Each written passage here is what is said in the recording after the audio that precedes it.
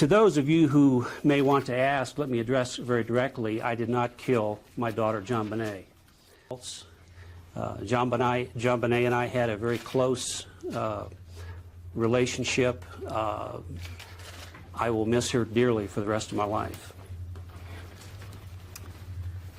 I'm Patsy Ramsey, JonBenet's mother, and I'm grateful that we are finally able to meet together face to face.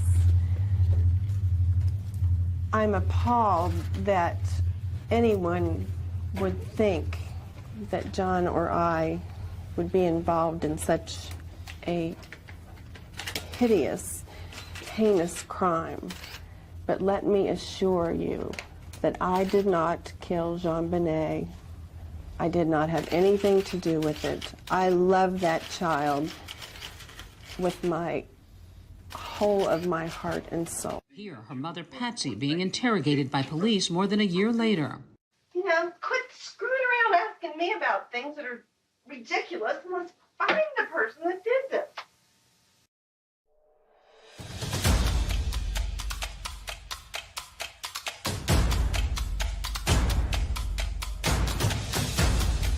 You are listening to the Roberta Glass True Crime Report, putting the true back in true crime.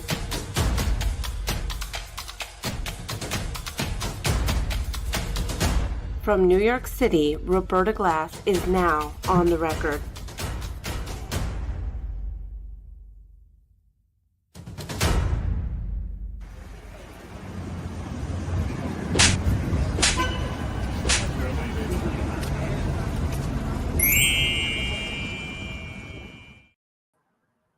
Okay. Hey, how is everybody?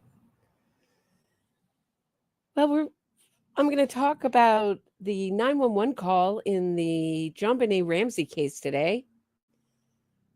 And I'm going to look at it through, or we're going to examine it through a statement analysis position. Now, there is debunkers of this. There was a ProPublica article very publicly debunking this, I don't know what you want to call it, a science, a forensics, a theory, a practice of statement analysis. But I think it's interesting. I'm a writer's daughter, and I think that people say what they mean. And so we're going to start out with just the basic premise behind 911 calls, and we're going to listen to Patsy Ramsey's 911 call in this case. So starting off, so just so you know what we're, kind of the premise of what we're looking at. 911 calls and statement analysis. Is the caller the killer? A frantic young man called 911. Get an ambulance to 168 Birch. My friend's been shot. In another instance, the father of a 1-year-old boy reported, yes, ma'am, my son can't breathe. Do 911 homicide calls contain clues that could help investigators identify the killer? In these two examples, the first caller demanded immediate medical assistance for his friend and did not commit the crime. In the second instance, the father politely reported his child's condition, never asking for help for his son or expressing any urgency. He had shaken the boy, who later died. Such calls provide invaluable clues to investigators because the caller, in fact, may have committed the crime. It is not unusual for homicide offenders to contact 911 without revealing their involvement in the murder. Homicide calls are unique. They originate from distressed callers confronted with urgent life and death situations. These initial contacts can contain the most valuable statements, those least contaminated by suspects' attempts to conceal the truth, attorneys advise to remain silent, and investigators leading questions. In these instances, the dispatcher simply asks, "What is your emergency?" And the caller responds with insightful, uncontaminated verbal and vocal clues. Fortunately, 911 calls are recorded. Therefore, investigators have access to a transcript, the actual call, and thus important evidence.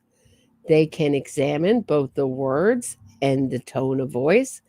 An analysis of the calls can provide investigators with immediate insight and interviewing strategies to help solve homicide cases. The author analyzed 100 homicide calls from adjudicated cases to examine the differences between innocent and guilty callers. Innocent individuals made 50 of the calls, and guilty persons who either committed the homicide or arranged for another person to do so made the other half. Specific differences appeared that helped distinguish innocent callers from guilty ones during an examination of the answers to the following 3 questions. What was the call about? 2, who was the call about? And 3, how was the call made? What was the call about? Request for help. When analyzing a 911 call, the investigator's primary question should be, was the caller requesting assistance? If not, why not? Was the individual simply reporting a crime? Almost twice as many innocent callers, 67% in the study, asked for help for the victim than did guilty callers, 34%. Relevance of information. During the dispatcher's questioning, few of the guilty 911 callers actually lied unless forced to. Most of them deceived by omission rather than commission, in lieu of offering the complete truth, such as, "I did it." Many provided rambling information instead of concise points, confusing rather than clear details, and extraneous information instead of relevant facts. These details, although irrelevant to the dispatcher's questions, frequently related to the criminal act. People who provide more information than necessary may be attempting to convince someone of a deceptive story rather than simply conveying truthful information. In this regard, investigators must listen carefully to the complete call because the caller may have provided information that reveals vital clues to the homicide. Dispatcher, what is your emergency? Guilty caller, I need someone out here right now for my little daughter. Dispatcher, what's going on? Guilty caller, she threw up water. When she got off the stool, she was drinking water, and we told her to get down, and she threw herself down off the floor, off the stool. The caller, the father of an adopted 4-year-old girl, mentioned water twice. Although extraneous to the question asked, this had critical relevance to the case. The investigation revealed that the girl disobeyed the caller by taking a sip of the sister's biological daughter's drink.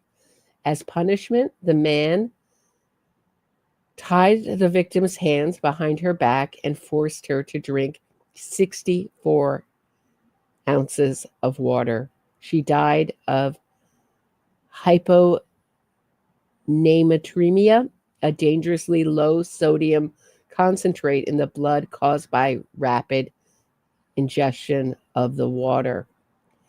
Innocent callers, instead of adding extraneous information, were more likely to focus on the objective, getting medical assistance for the victim as soon as possible. According to the 4 maxims of communication, people should provide accurate, concise, clear, and relevant information. Most innocent callers in the study did so to obtain immediate medical assistance. Dispatcher: what is your emergency? Innocent caller: I'm at the East End bar. Please, there's been gunfire. People are running out of the building. We need help as soon as possible. 44% of the 911 homicide calls included extraneous information in their call. Of those, 96% were guilty of the offense, and only 4% were innocent. Extraneous information was the strongest indicator of guilt in the study. Attitude towards the victim. Blame or insults towards a dying victim in 911 calls indicate strained relationships. As an example, a father called 911 to report that his 4-year-old daughter was in serious medical distress.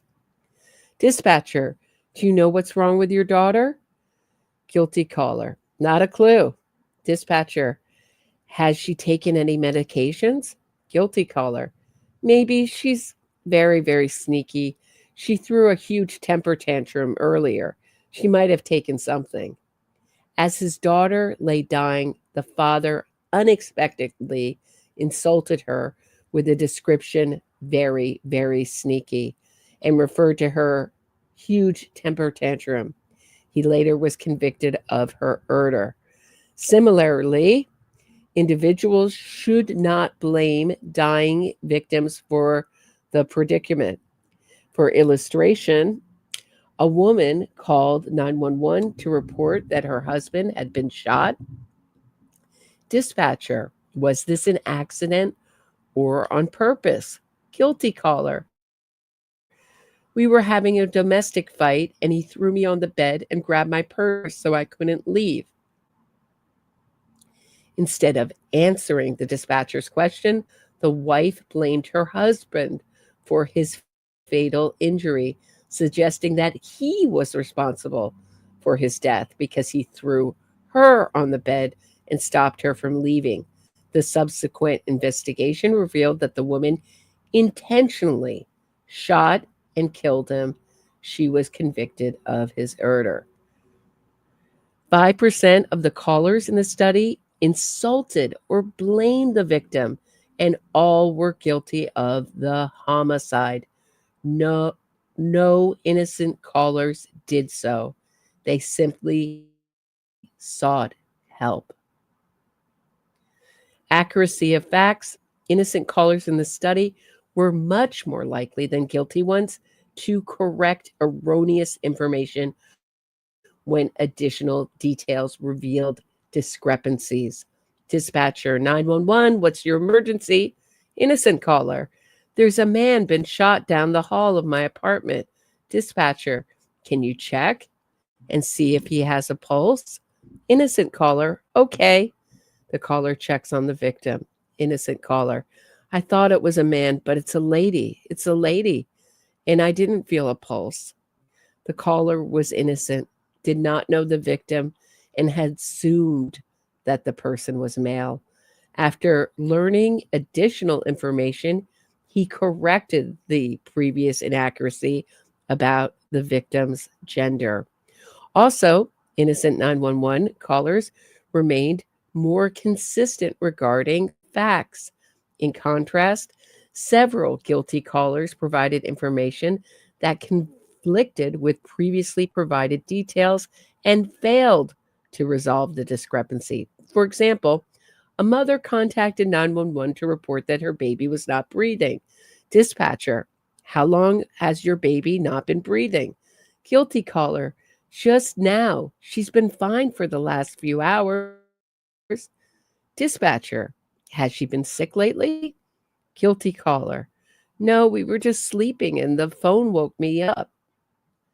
The caller advised the dispatcher that her baby had been fine for the last few hours.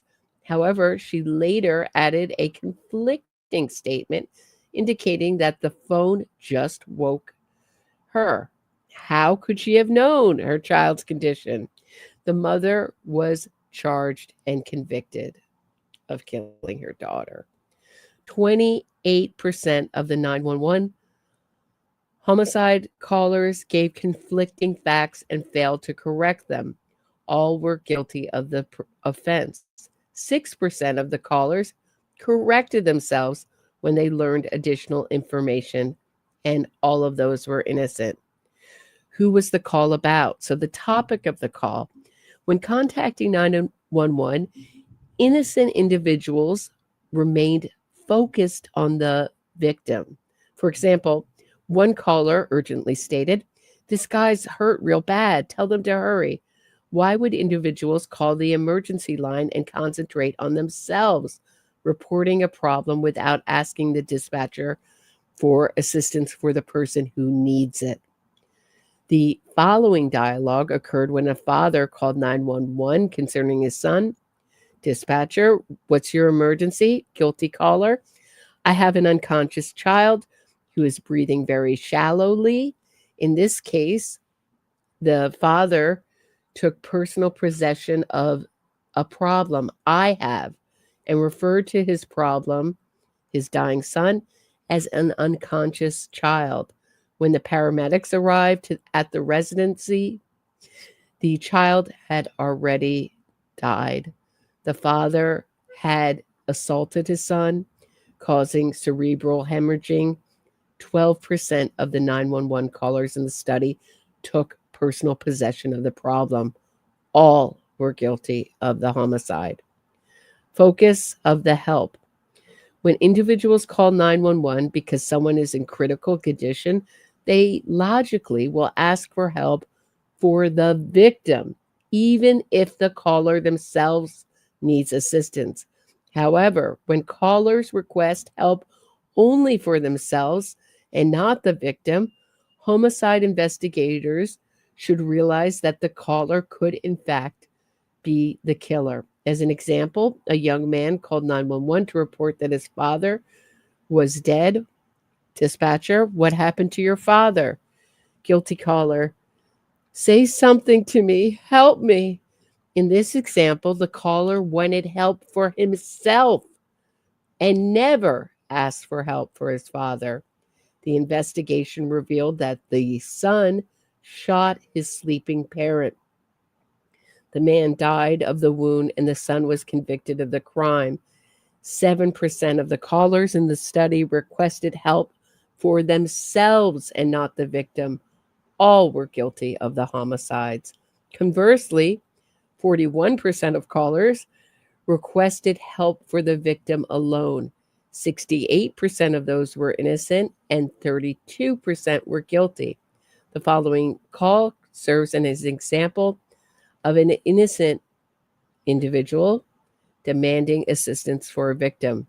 Dispatcher: what's your emergency? Innocent caller: both her eyes are open and blood's coming out of her mouth. Send somebody. Attitude towards the victim's death: people can survive horrific injuries. Therefore, 911 caller should demand help for the victim even if survival appears doubtful. The caller should not accept the victim's death before the person's actual condition becomes known. For instance, patrol officers who have informed a citizen that a family member has been killed in a traffic accident know that people often respond with denial because of their inability to immediately process such shocking information. The surviving family members cannot accept the fact that their loved one is dead, and they want every life-saving measure attempted, even demanding medical help for individuals in full rigor. The following quote is from an innocent witness trying desperately to save a life. He don't have a pulse. He don't have nothing. Just please send somebody.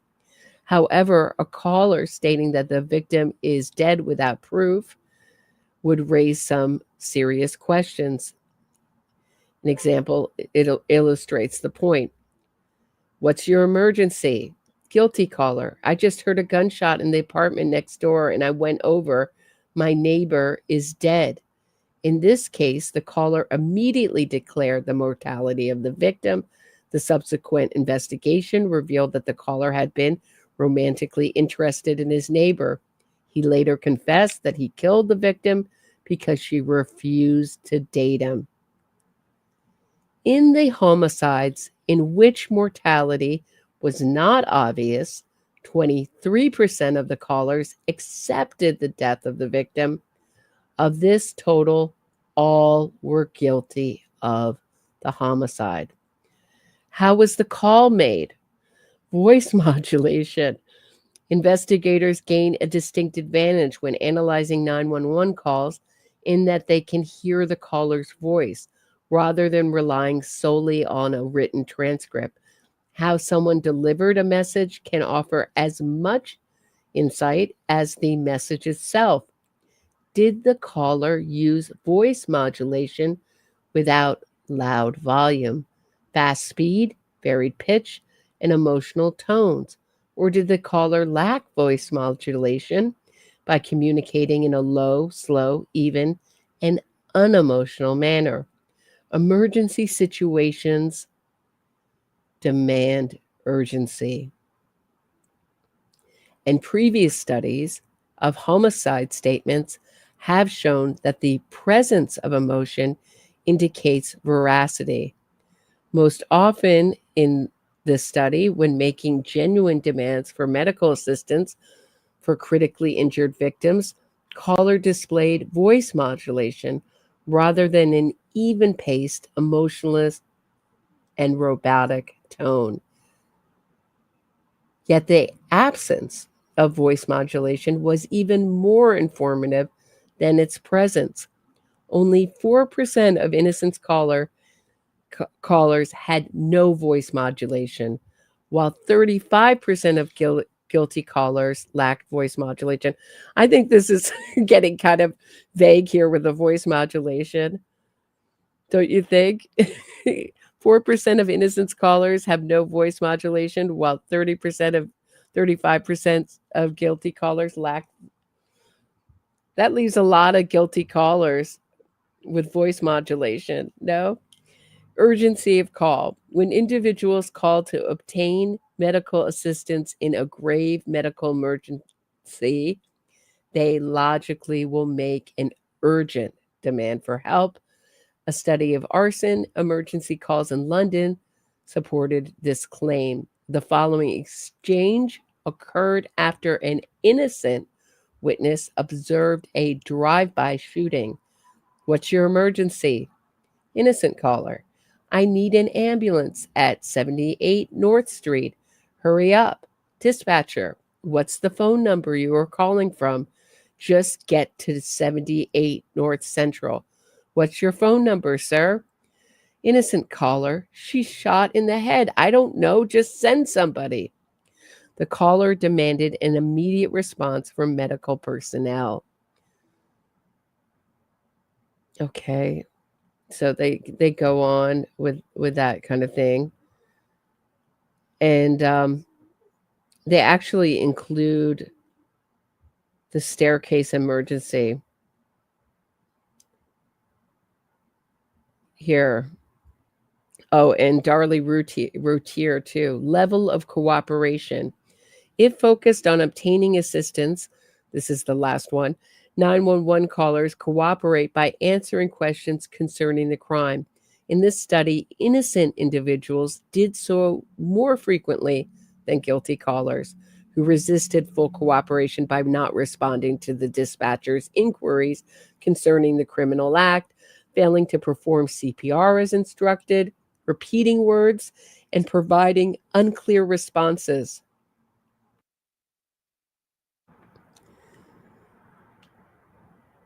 A caller reported that his girlfriend needed medical help. The dispatcher asked a question to gain more information, but the individual did not cooperate.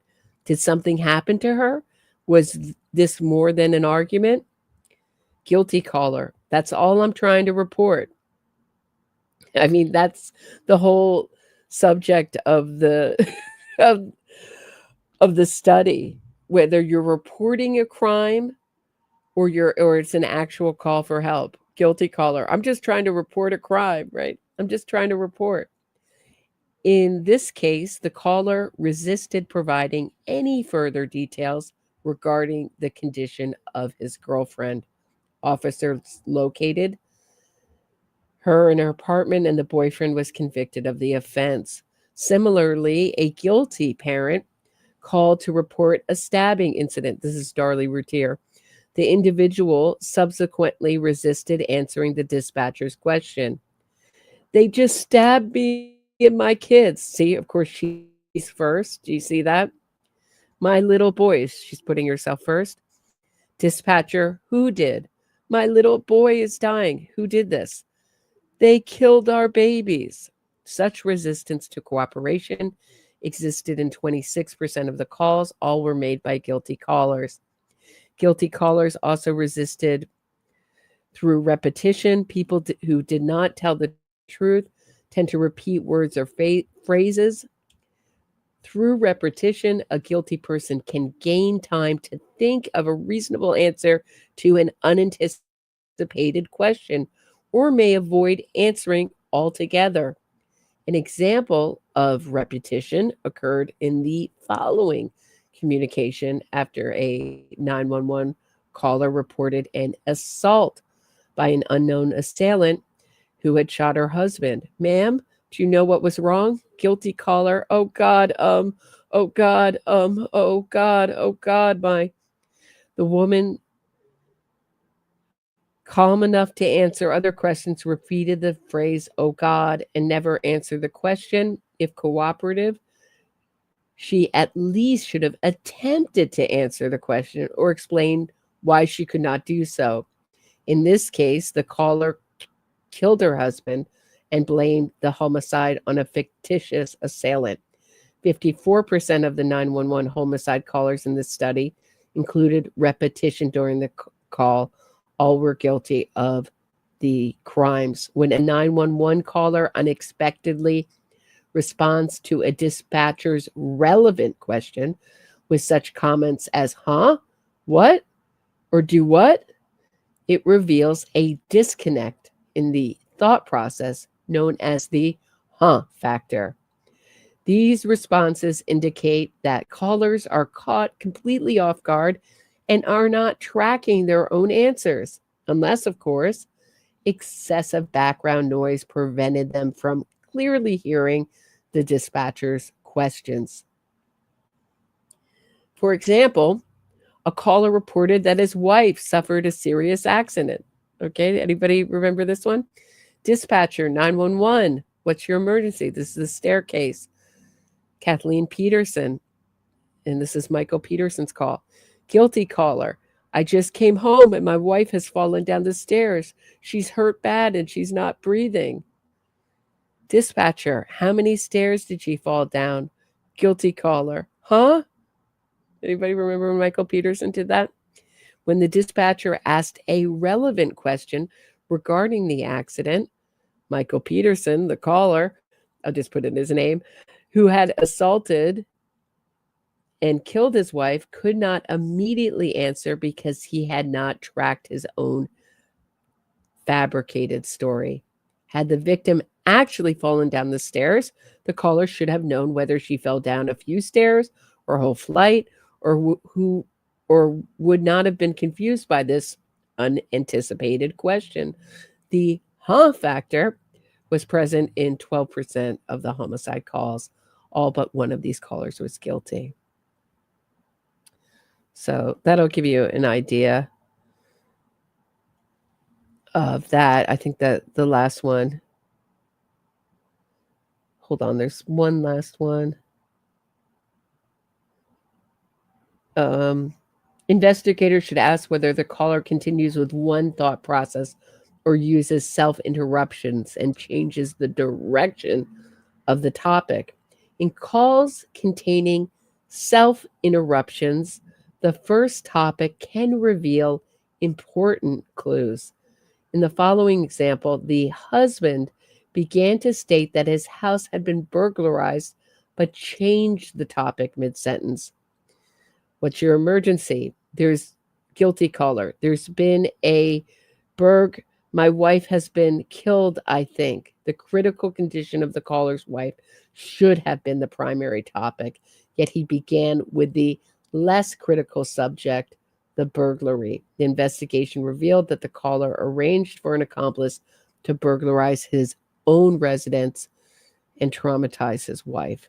30% of the callers in the study used self-interruptions, and each was guilty. This was the second strongest correlation with guilt in the study. So that's that. Now we're going to listen to the 911 call with all that in mind. Here's Patsy Ramsey's 911 call. Take a listen.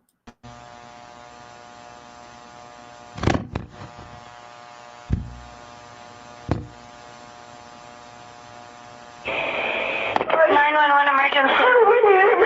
Police. What's going on? 5515th Street. What's going on there, ma'am? We have a kidnapping. Hurry, please. Explain to me what's going on, okay? There's a note left and our daughter's gone. A note was left and your daughter is gone? How old is your daughter? 6 years old. She's gone. 6 years old. How long ago was it? I don't know. I just found the note. And my daughter's Does it say who took her? What? Does it say who took her? I don't know. There's a ransom note here. It's a ransom note? It says SBTC. Victory. Please.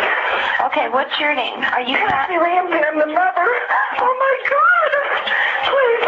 I'm sending an officer over, okay? Please. Do you know how long she's been No, gone? I don't. Please, we just got out. Is she right here? Oh my God, please. Okay, Please, there's somebody. I am, honey. Please. Take a deep breath, Please, okay? hurry. Patsy. We just got up so that she's working in her alibi right in the middle of it. We just got up and she's not here. Patsy?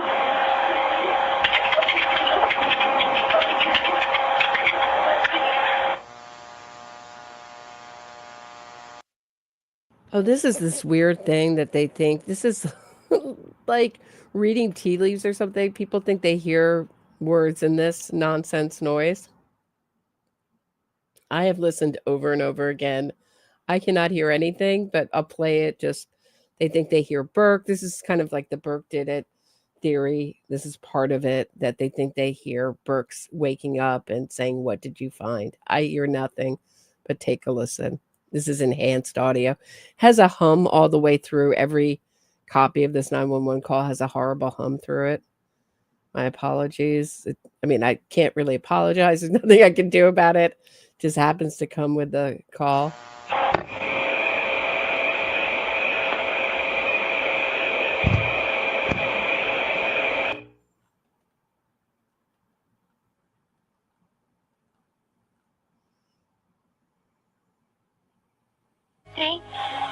Patsy?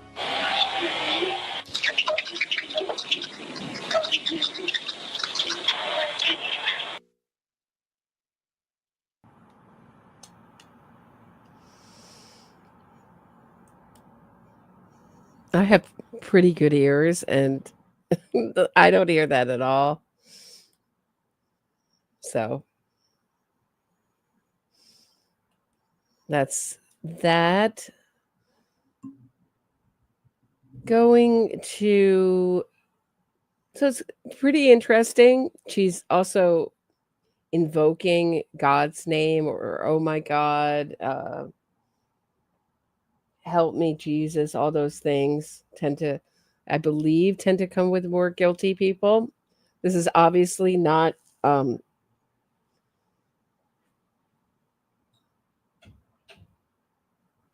not a shortcut. I mean, you should base your conviction should be done by the evidence. I just think these are interesting things to examine. Here's a Mark McClish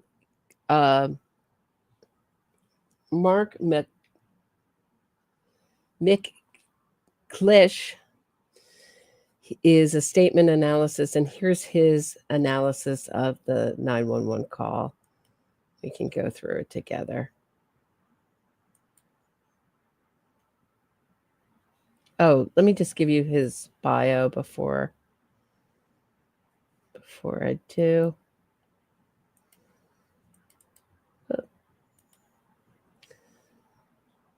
Mark McClish was a federal law enforcement officer for 26 years. He started his law enforcement career in 1983 with the U.S. Secret Service Uniform Division. During the 2 years he was with the Secret Service, he was assigned to the White House. His main duties were protecting the White House complex. He was also an occasional provide protection for President Reagan when the president traveled. In 1985, he was hired by the U.S. Marshal Service and served as a deputy U.S. Marshal in Springfield. This allowed him to focus, hold on one second, more on investigations and less on protection. He worked numerous federal fugitive cases and assisted local law enforcement in apprehending state fugitives. He worked on a warrant apprehension narcotics team, which was a national task force. In 1990, Mark was promoted to the position of inspector instructor at the U.S. Marshal Service Training Academy, located at the Federal Law Enforcement Training Center in Glyco, Georgia. He taught at the training academy for 9 years, serving as the lead investigator on interviewing techniques. He used the time to study deceptive statements and conduct research on deception. Based on his findings, he created the statement analysis technique for detecting deception in a verbal and written statement. While assigned to the training academy, Mark was also the lead defensive tactics instructor for the Marshal Service. He retired in 2009. Okay, so that'll give you an idea. Here's his website, is statementanalysis.com. And here's his analysis of the 911 call. December 2016 marks the 20th anniversary of the death of JonBenet Ramsey. In the coming months, there will be numerous television shows dedicated to this unsolved murder. They will review the facts of the case and discuss any new evidence that has been discovered. What they will fail to talk about is statements made by people involved in this investigation. In their quest to find forensic evidence that points to the killer, they ignore what people are telling them. Before we apply the statement analysis technique, let's first review what happened 20 years ago. In 1996, John and Patsy Ramsey lived in Boulder, Colorado, along with their 9-year-old son, Burke, and their 6-year-old daughter, JonBenet. On December 26, 1996, Patsy Ramsey woke up around 9:45 a.m. and found a 3-page handwritten note. The note was addressed to Mr. Ramsey and said that JonBenet had been kidnapped. The ransom note demanded $118,000 in cash and said the kidnapper would call the Ramseys to instruct them on delivering the money. Patsy Ramsey immediately called 911, and the police soon arrived at their residence. The police began their investigation and waited for the kidnappers to call. At around 1 p.m., investigators asked John Ramsey and one of his friends to check to see if anything was missing or out of place. This is Linda Arndt. She said, check the house from top to bottom. And John Ramsey went straight to the basement to check it from bottom to top. The two men started their search in the basement, and that is where John Ramsey found his daughter. JonBenet's wrists were tied above her head. A piece of duct tape was covering her mouth. Okay. John Ramsey quickly carried his daughter upstairs and emergency medical services were called. The discovery of JonBenet was too late. She had been deceased for several hours. The first piece of evidence we have is the 911 call made by Patsy Ramsey. 911, emergency. Patsy Ramsey, police, what's going on? 755 15th Street. What is going on there, ma'am? We have a kidnapping. Hurry, please. Explain to me what is going on, okay? We have a... So she says we have, not I have. So that's kind of interesting. There's a note left and our daughter is gone. Okay, so we just went through this. Okay. What is going on? We have a kidnapping. Hurry, please. When the 911 operator asked Patsy Ramsey what's going on, she replied, we have a kidnapping. Hurry, please. Notice that Patsy's plea for help lacks specifics. She does not tell the 911 operator who was kidnapped. We would expect her to say, my daughter, our daughter has been kidnapped. Most people do not want to lie and will avoid telling a lie. When people do decide to tell a lie, they will often not tell a direct lie. So they will soften the lie, saying, my daughter has been kidnapped. Maybe a direct lie saying, we have a kidnapping, may be a lie that lacks specifics. The word please appears to be too polite. She does use it 8 times in this 911 call. There is a chance she is not being polite, but is using this word to add emphasis to the fact that she needs help. Explain to me what is going on, okay? There's a note left and our daughter is gone. At this point, the 911 operator only knows there has been a kidnapping. She does not know who has been kidnapped. Therefore, she asked Patsy, explain to me what's going on. Patsy responded, there's a note left and our daughter is gone. And also gone is another word for deceased too. And she was deceased, right? They found her deceased. Patsy has an unfinished sentence. It appears that she was going to repeat what she told the 911 operator in her previous statement. We have a kidnapping. However, this time she could not make that statement. Perhaps she could not lie twice. She said that there's a note left. She referred to the 3-page handwritten note, the longest ransom note in the history of the world, as a handwritten letter as a note. We will see if her personal dictionary remains consistent. She finished the sentence by saying, our daughter is gone. Order is important. This sentence appears to be out of order. She first told the 911 operator about the note. Then she told her that her daughter was gone. The most important thing is that JonBenet is missing. That should have been the first thing she told the 911 operator. Patsy said that their daughter was gone.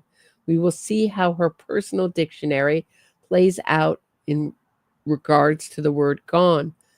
This may be a truthful statement. There was a ransom note in the house and JonBenet was gone, deceased. The ransom note started out saying, listen carefully. We are a group of individuals that represent a small foreign faction. We represent your business, but not the country that it serves. At this time, we have your daughter in our possession.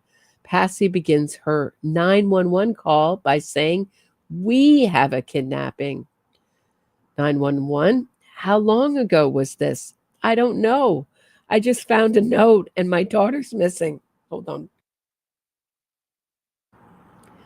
Some transcripts show the pronoun I is missing before the word just.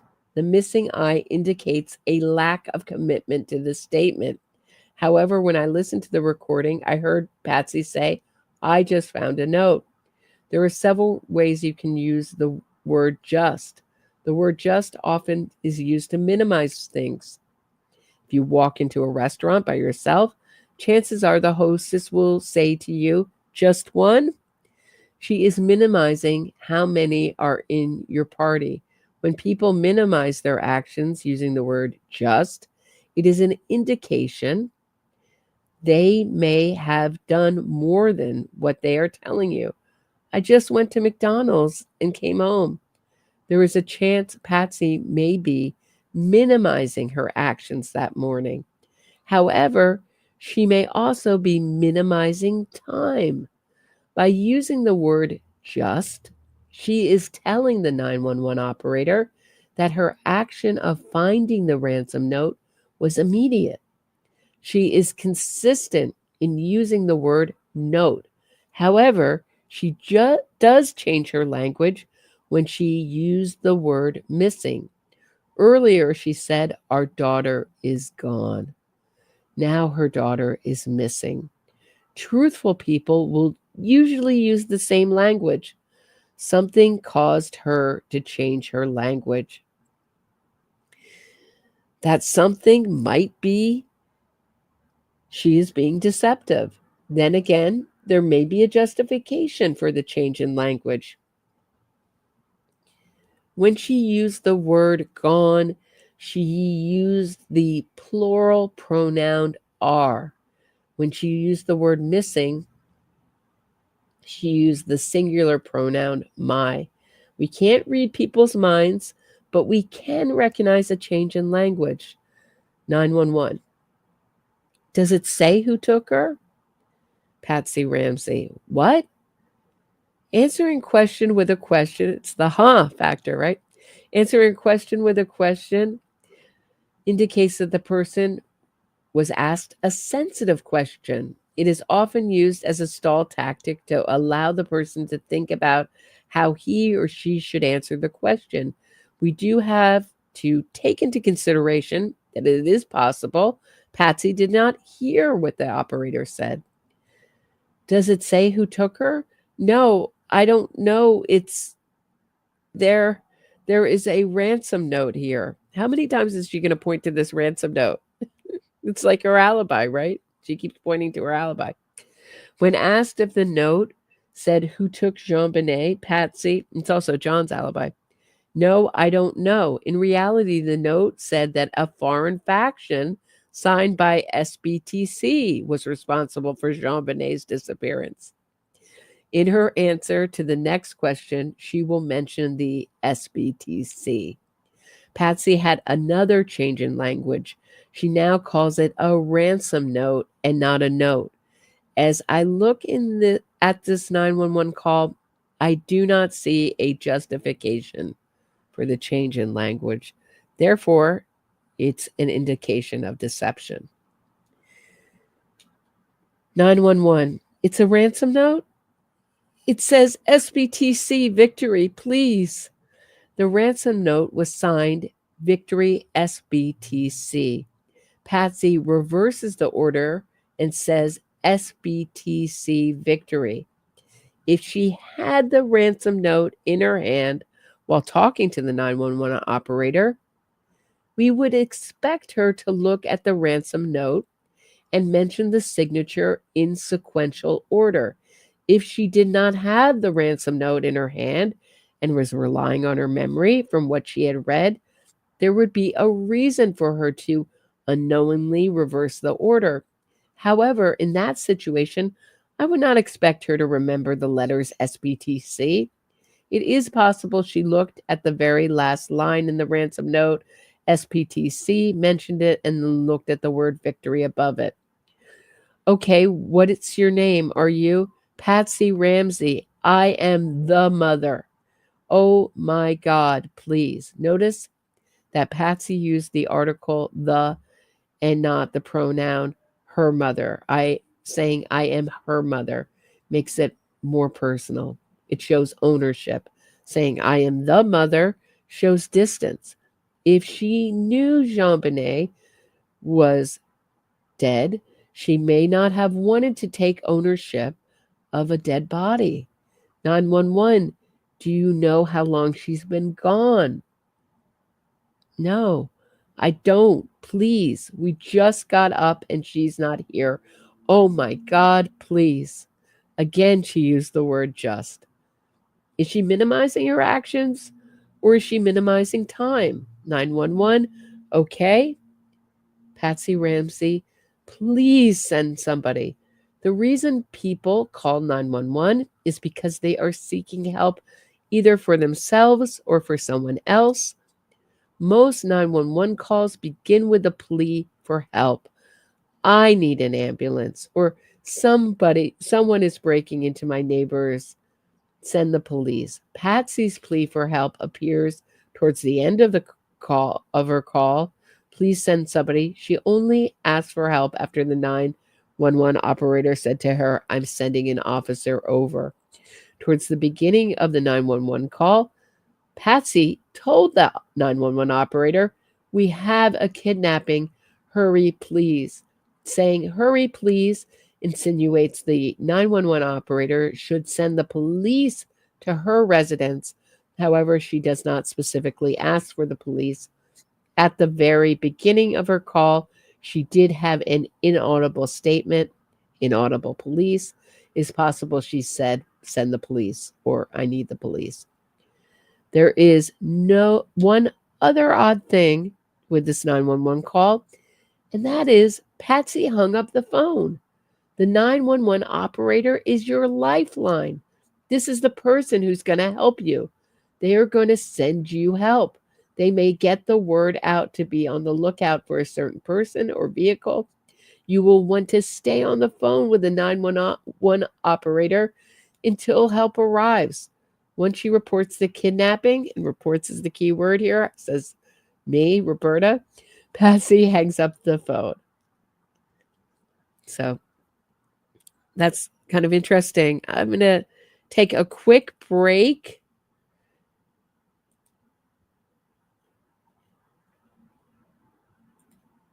And just take a sip of water, rest my voice. And we are going to look at Mark McClish's interview about the Ramseys interviews.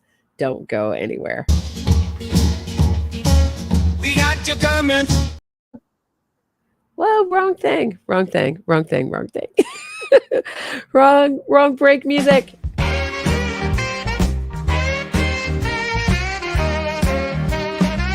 We gonna take a break. Grab a snack or maybe a glass of wine. Roberta will be back in no time. This podcast is listener supported, so smash that like button and subscribe or become a patron for exclusive content if you are so inclined. Have something to say? Shoot Roberta a super chat. She will do her best to read it on air without delay. Now Roberta's back and ready to put the true back in true crime. Here's Roberta.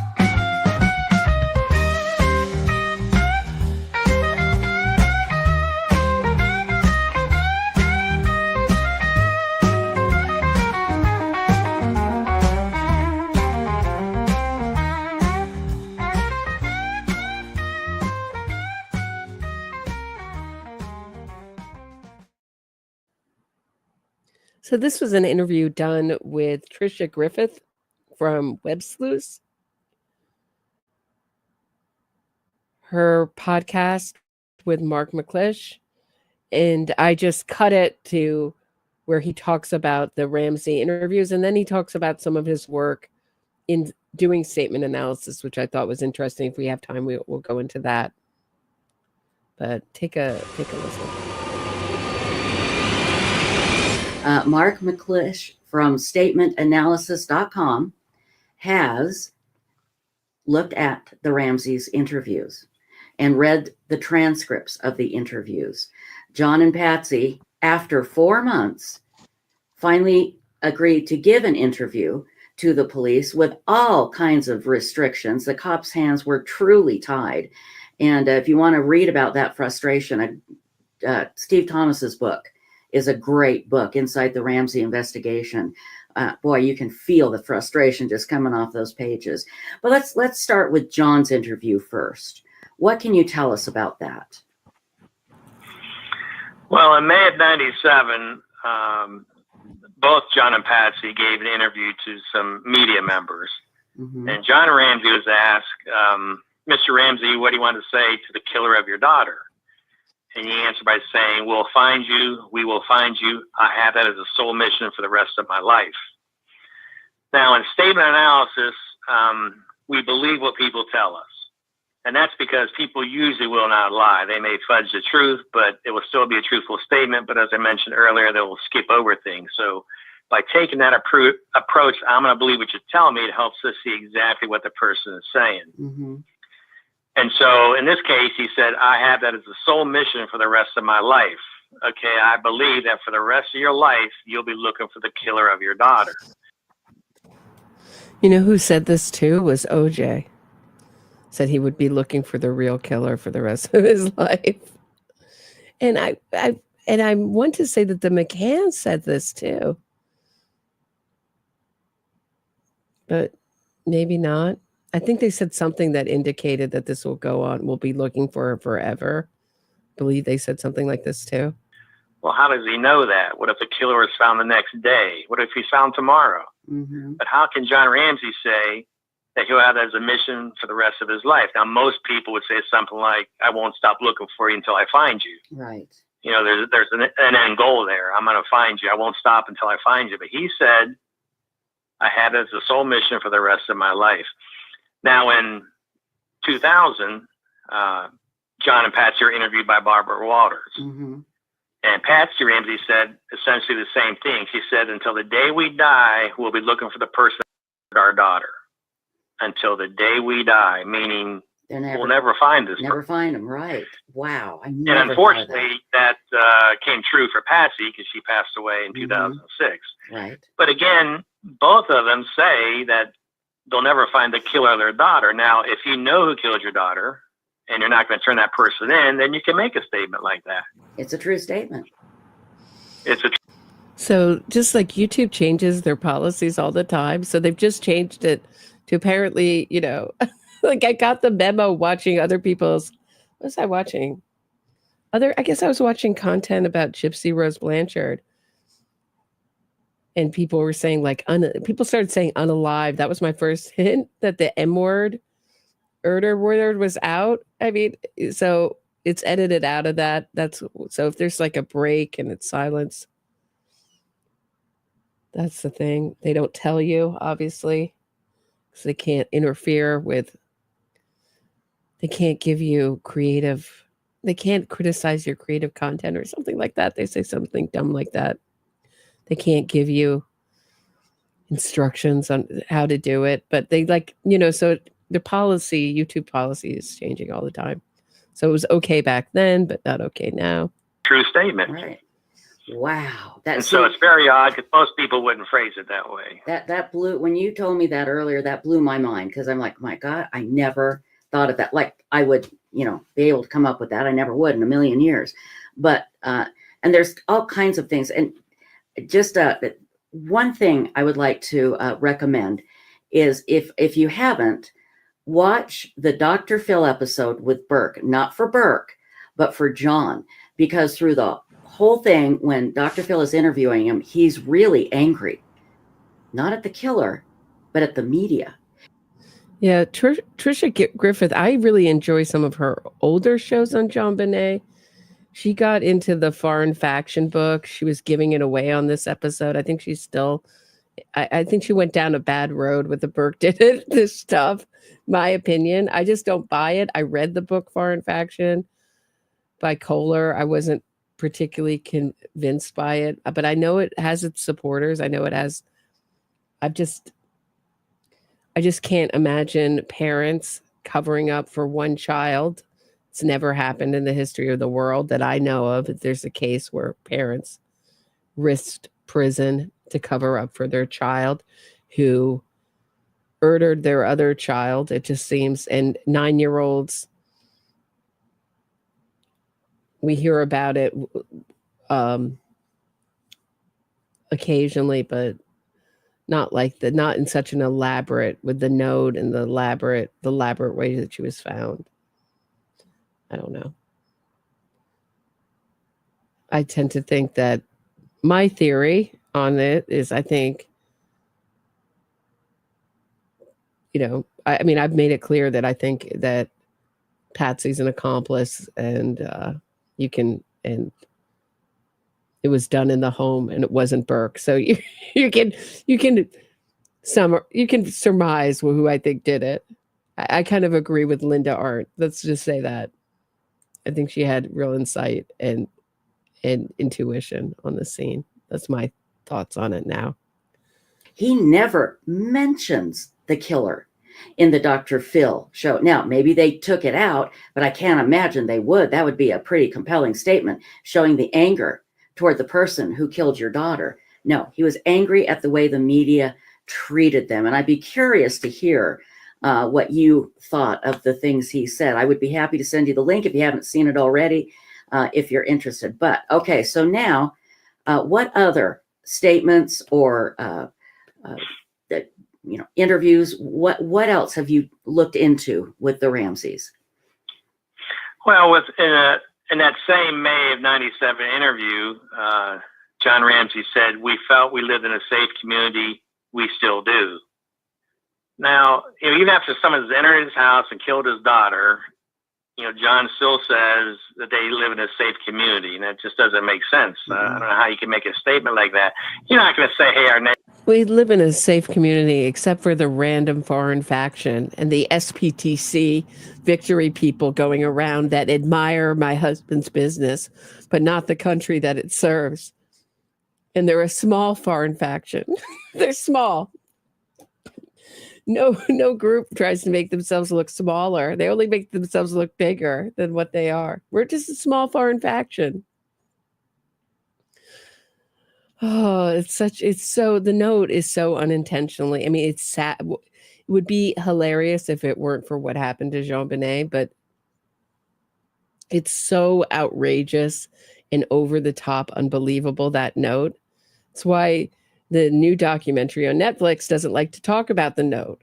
They're like, yeah, it was kind of a long ransom note, kind of unusual, but they don't really go into the content deeply of it. They kind of breeze by it. And because you know why? Because John Ramsey's involved in it.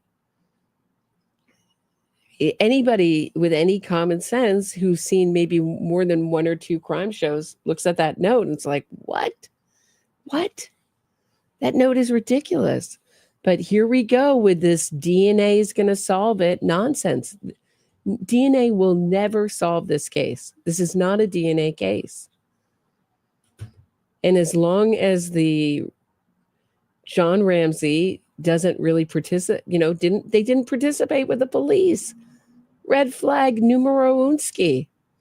I mean, I know we're looking at their statements today, but their statements are consistent with their behavior. Not participating with the police, giving media interviews, but not participating with the police, lawyering up.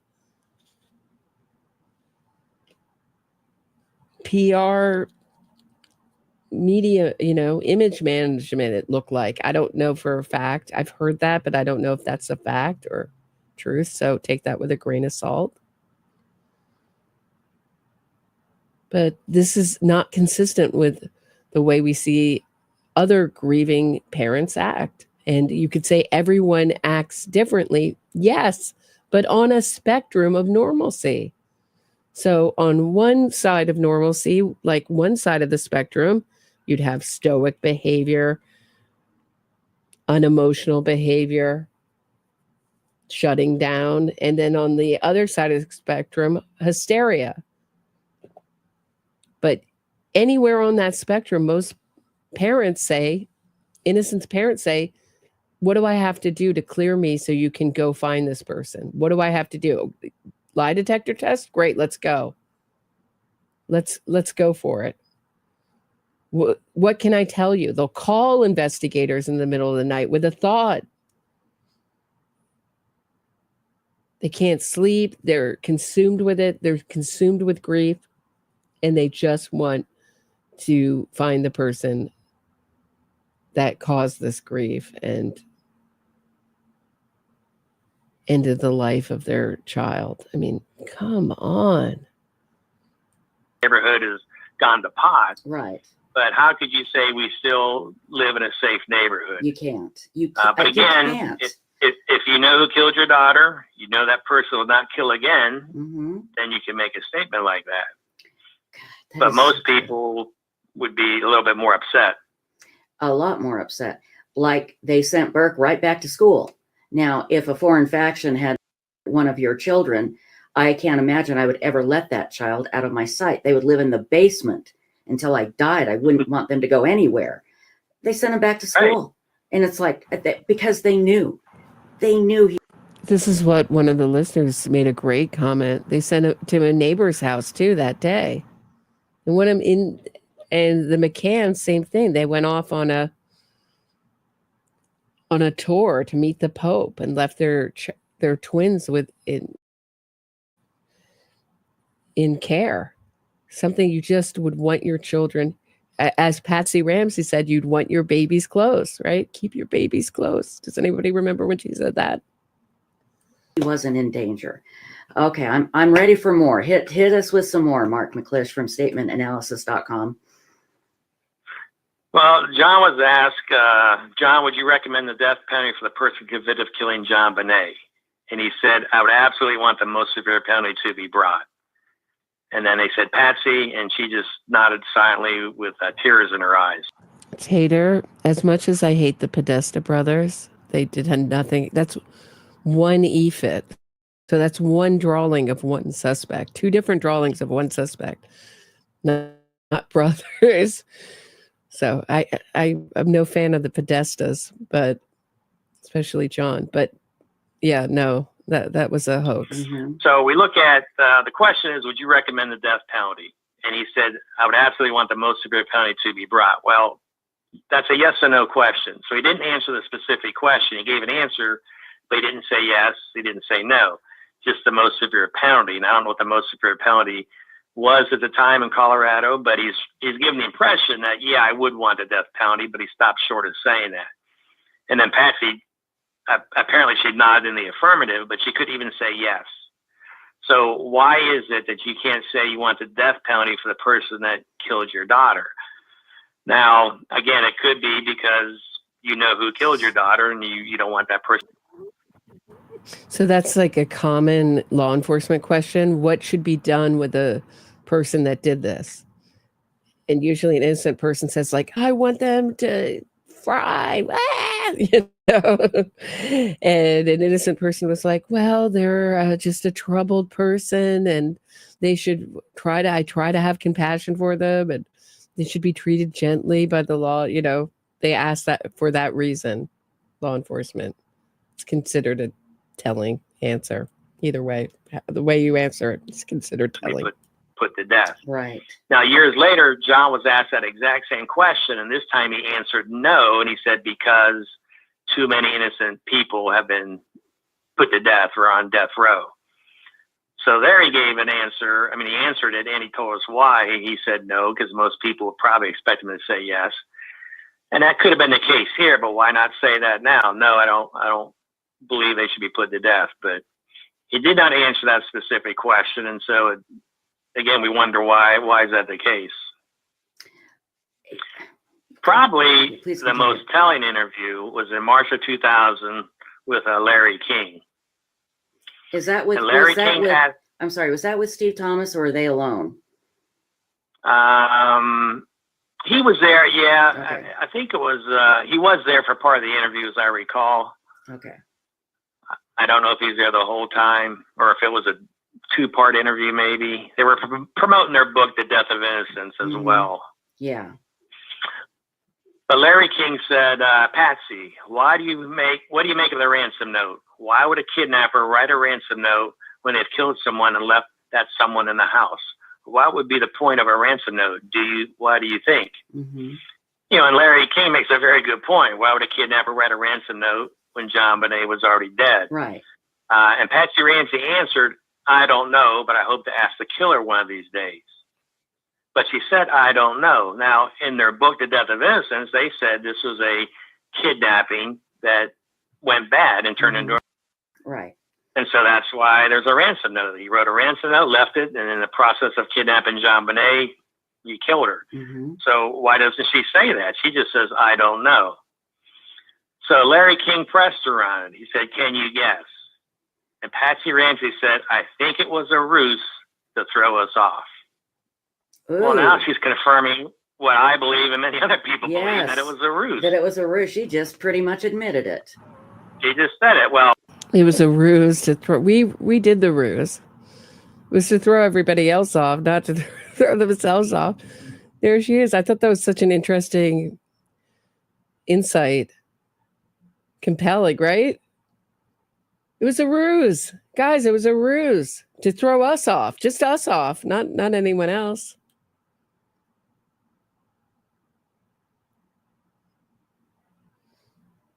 Thought-provoking, no?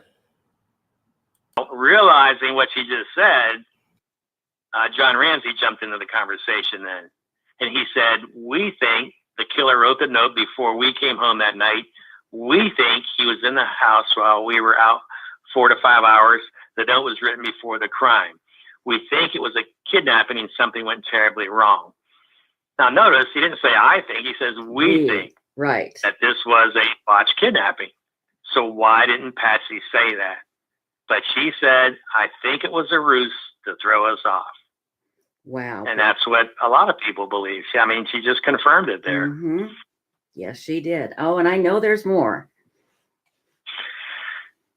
Those are the highlights there from their interviews. And like I said, the last one there was probably one of the most damning ones. I mean, definitely saying, till the day I die, I'll be looking for the person that killed our daughter is That's pretty huge. strong indication. And what's ironic is, Mark, they haven't done anything. They didn't do anything. All that money, there was talk of a charity of getting special software for missing kids. Didn't do a damn thing with all his money. And now the 25th anniversary, John's getting older. So his older son, John Andrew, is taking over. And Elizabeth in chat said, asked if, what I thought of John Andrew on Reddit. I didn't know he was on Reddit. Thanks for telling me, because he's blocked me on Twitter. So I will go there and I will be very, very. Sure, Griffith, that's such a personal front. She just wants to convince John Andrew, the oldest Ramsey son, of the guilt of his parents. You're never going to convince them of that. She talks about it later, but she's like, thanks for telling me they're on Reddit. Doesn't she have a pretty voice? I think so. I think she has a very pretty voice. Polite and professional. We'll see what you'll see the reaction. Did you look at anything that Burke said or did? With the only thing I've seen is his Dr. Phil interview in 2016. It wasn't the best interview. Sometimes. Cat in a hat says, wow, to get another generation involved in the cover-up is wild. It feels like more in the new Netflix special. It feels more like the family business. It's what it feels like. That's what it at least felt like to me. Anybody else seen this Netflix 3-part documentary by Joe Berlinger, written and produced by Joe Berlinger, the guy who did the Paradise Lost series. The terrible, like, he said that the minute they saw I don't know if it was Joe, I think it was Joe Berlinger, but it may have been his partner. He said the minute we saw the West Memphis 3, we knew they were innocent. Wow, that's going in objective. And that thing fooled me for years. And he was also involved in another scandal that had to do, that's a really interesting, how do I even talk about that? How do I even describe what that's about? He did a documentary about an oil spill, and it turned out that it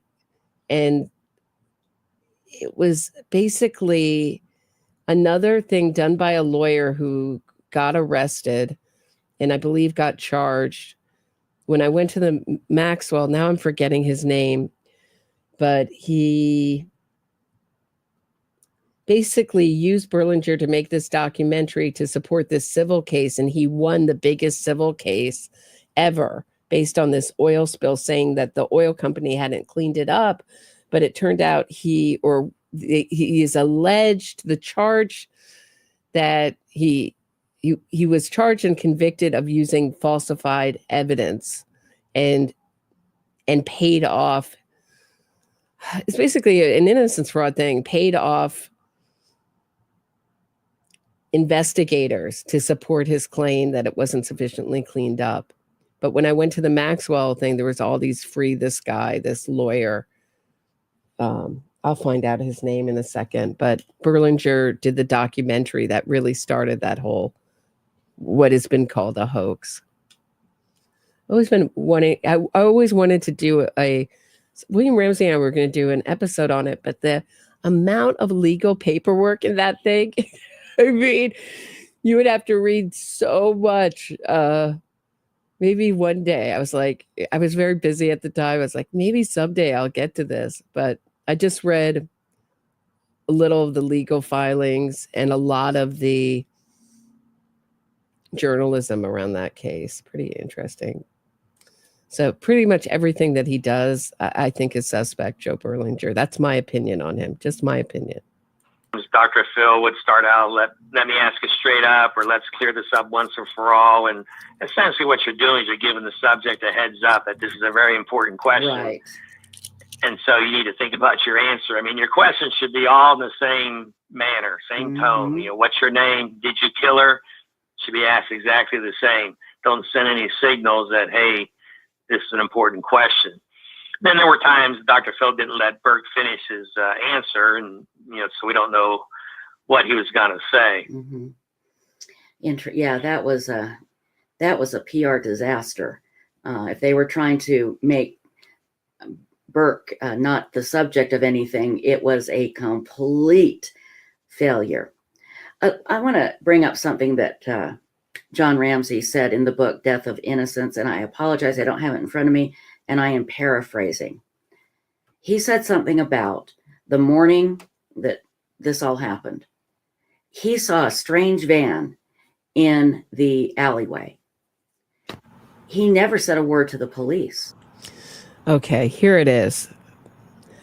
It's a documentary he wrote. And I didn't know that Sting and Trudy Tyler, is that her name? Trudy, what is her name? Trudy Styler, excuse me, were involved in it. So it was this American lawyer called Steve Donziger. So it was at the Maxwell trial. There were all these free Donziger people because he wouldn't comply with the court orders and he would get house arrest. He was on house arrest. The film, so it's called Crude, and it was directed by Joe Berlinger, also produced by Joe Berlinger and 3 other people. The film follows the progress during 2006 and 2007 of a $27 billion legal case brought against the Chevron Corporation following the drilling of the Lago Agrio oil field, a case described by activists as an Amazon Chernobyl. The plaintiffs of the class action lawsuit are 30,000 Ecuadorians living in the Amazonian rainforest who claim their ancestral homeland has been polluted by the oil industry. In addition to the legal struggle, Crude shows interviews from the representatives of the plaintiffs. So it works exactly the way an innocence fraud case works. So he was suing civilly and cleaning up civilly with a huge $27 billion judgment. I think that one of the biggest civil judgments ever. And it got reversed because of I can't say they're allegations because he was convicted of it, that he paid off experts to make it look like the land was polluted. So he still has his supporters, Steve Donziger, because who wants to back big oil? Who wants to be on the side of big oil, right? No one. Zero. So of course they know that, these lawyers too. I mean, I read that, and it was crazy. You know, why didn't he yell at the police? My gosh, there's a strange van there this morning. I see things like that all through what the Ramseys say.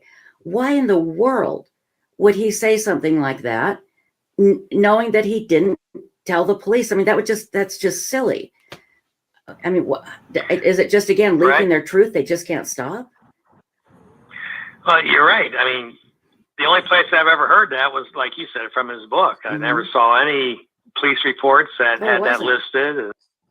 Right. So he's pointing you to look elsewhere. There was a strange van, also a strange van in Scott Peterson in his innocence fraud campaign that they brought up this strange van. Kathy McCarthy brings up a good point.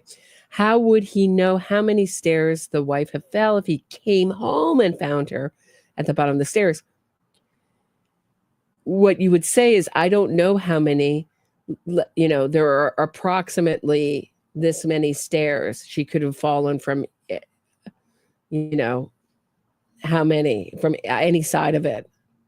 But I found her at the bottom. But, you know, the fact that he was so sure that she fell down the bottom of from the stairs is suspect in itself, because I found her at the bottom of the stairs. Maybe something else happened to her.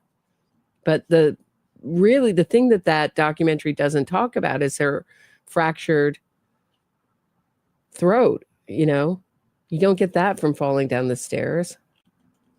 And the red neurons, which means that it took her hours to pass. And what was he doing during all that time? And he changed his story. So, or question him about the van. Like you said, I don't think he notified them of it. He didn't. And so that's a very big key piece of evidence if it's true. And so, yeah, that should have been shared that same day. And so why does it show up later? Again, maybe to throw, you know, suspicion off of them onto somebody else.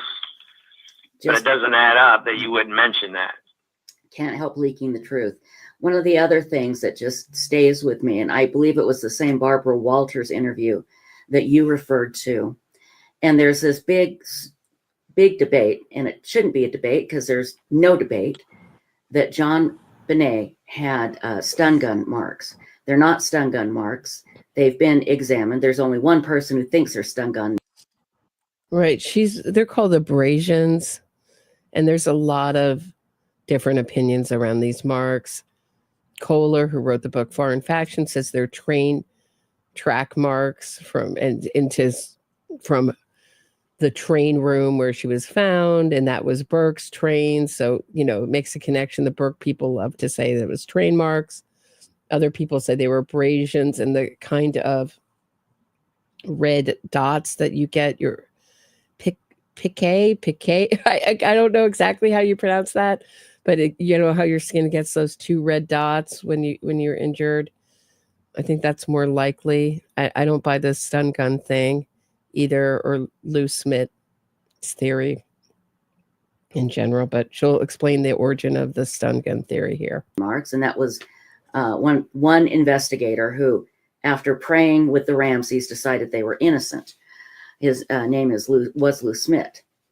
Well, there's a case in Colorado that's pretty famous where a stun gun was used. And I believe it was years later, they exhumed the body and they were able to see the stun gun marks and identify them. And so this is going on. JonBenet has already been buried, and the Lou Smith is complaining that they didn't look at those stun gun marks close enough. They're stun gun marks, and they, botched it and blah, blah, blah. So Barbara Walters says, how would you feel about exhuming JonBenet? Now, it's not up to the Ramseys to exhume their daughter, but they can certainly put pressure on the police. They could state publicly, why won't they exhume JonBenet? The evidence is there. They just don't want to see it because they don't want to know the truth. I mean, they could really use it to push their case. So Barbara Walters, and I'm paraphrasing, I can't remember the question exactly, but it was like, why don't you ask to have JonBenet's body exhumed? And John Ramsey. Bless you, the cute one. It's pronounced Patsy. Thank you. Patsy. Thank you. Patsy. Thank you. That's what I meant. Thank you for knowing what I meant with that terrible pronunciation, the cute one. It was epically bad pronunciation. I know what it looks like when I read it. I know what it is, but I can't pronounce it. He said, no, let her rest. Let her rest. And when he said that, I about went through the TV. I'm like, my God, there is not one parent out there that if there was a chance in hell, there was a clue on your child's body, yeah, you would demand that child be exhumed and that they look at it. You would hire your own, or they could have hired their own person to do a professional autopsy, private autopsy on JonBenet. They could have exhumed her and had that done. Let her rest. Well, Right. She's not down there, okay? He's a Christian, he says. He knows that's a shell. She's not resting down there, for God's sake. And I don't know if you remember that part of the interview or not. Yeah, I do remember saying that. Now, I'm guessing James Kohler shared with you his belief about the marks. Oh, yeah. It's in his book about the train tracks. Yeah, and the train, and that makes, because I've talked to him, and that Makes sense. I don't know. I don't know. Maybe. that makes a lot of sense. Yeah, he was on our with show. the train tracks. Right. Yeah. He was on our show a few weeks ago, and he was so gracious, spent 2 hours. Remember, I told you today it'll be like 45 minutes, and then we look up and it's, 2 to 3 hours. That's kind of what happened with him. So, yeah, he is a great guy, and I love the book. I have it sitting right here. And by the way, people, please be patient. Had trouble getting to the post office. You will be getting your books. Yeah, I don't know. I read it. I read it with an open mind. Thought it was interesting. I don't know. I don't think it's likely. If you won one, and I will have some left to sell at my cost, and I'll let you know how many as soon as I get everything mailed out. I apologize. Getting to the post office for me has always been a nightmare. So anyway, okay. So what would you say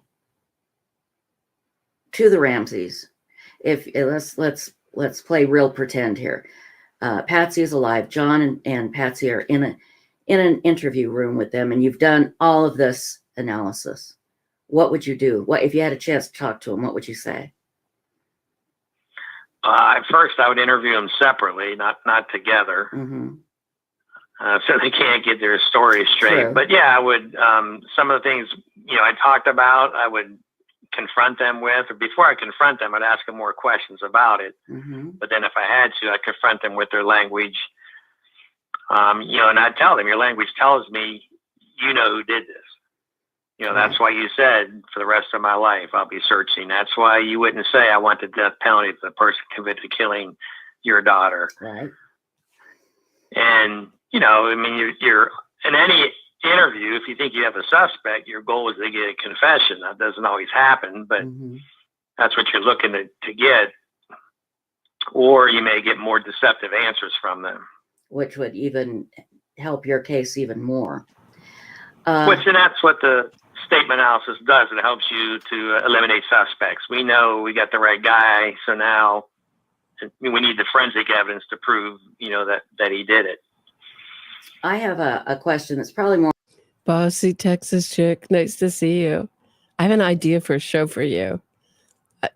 Bossy Texas chick left some comments. I was doing a show at Karen Reed. She left some comments that just made me cry laughing. They were so funny to the Karen Reed supporters. I think you need to do a show. She has her own channel. I think you need to do a show where you roast the people on the opposite side. Bossy Texas chick roast you. Roast the other side. I don't know. It would be so funny. You already have the Bossy Texas chick moniker. You might as well exploit it. It's quick, coming up with some funny lines. More of a psychological question, but maybe you can help. I do want to approach John Andrew Ramsey. He's called me names, blocked me, all of that. How would you go about trying to convince an adult child that their father is lying? I mean, what could I don't know how to get him to open his eyes. And I will send him this interview, I don't know. Do you have any advice for me? I'm turning you into a shrink now, and I apologize, but you're here. I'm going to take advantage of it. That's very hard to do when it comes to. Right. You can't convince a family member. They have such shame, and it's really becomes a family myth that my loved one was wrongfully accused, wrongfully convicted. They don't want to deal with the shame, and it's not in reality. It's a cult-like mentality. That's all I can explain it. Each family member repeats the line of the family, which is the family line, which is the parents were wrongly looked at. You're not going to think my parents wrongly didn't cooperate with the police. Isn't it weird that my parents didn't cooperate with the police? You think my parents had their reasons, and you hear the family reasons repeated over and over again. There's no convincing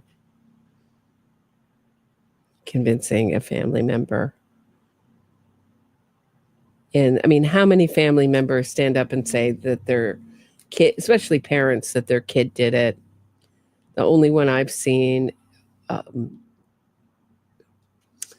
is Justin Brooks' mother, and she didn't come to the trial. It's just so shameful for these parents.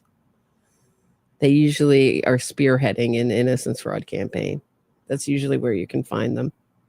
Family members like that, because even though, it's just hard to convince somebody, they still want to put belief in their, father, their son, whatever the case may be, didn't do this. And so no matter, sometimes it's forensic evidence. We got their blood there or something, and they still want to refuse to accept it. And I've seen that with, even cases on television, true cases where they decide, okay, this person, did do it, and the family still doesn't want to accept that. So that would be a very hard sell, in my opinion. It's going to be difficult. Yeah, he's just going to call me a troll and put me on ignore. Okay, I've told everybody, how professional and high tech this show is. All right. So that's basically the end of where they talk about the interviews right there, and just the family. He goes on to talk about a husband who murdered his wife and his excuses. Kind of interesting. Maybe we'll deal with it on another show. Unfortunately for tonight, I have to cast it for my girlfriend down the street, so I got to run and go feed that kitty. But I think I'm going to be on. I'll be around for a little while. till Christmas Eve, I guess. And then I'm going to be traveling, but so I'll be back tomorrow at 6 p.m. Eastern. Thank you for listening to the 911 call and all the statement analysis. I find it very interesting. I hope you did too. And I'll see you tomorrow at 6 p.m. Eastern. Have a great night, everybody.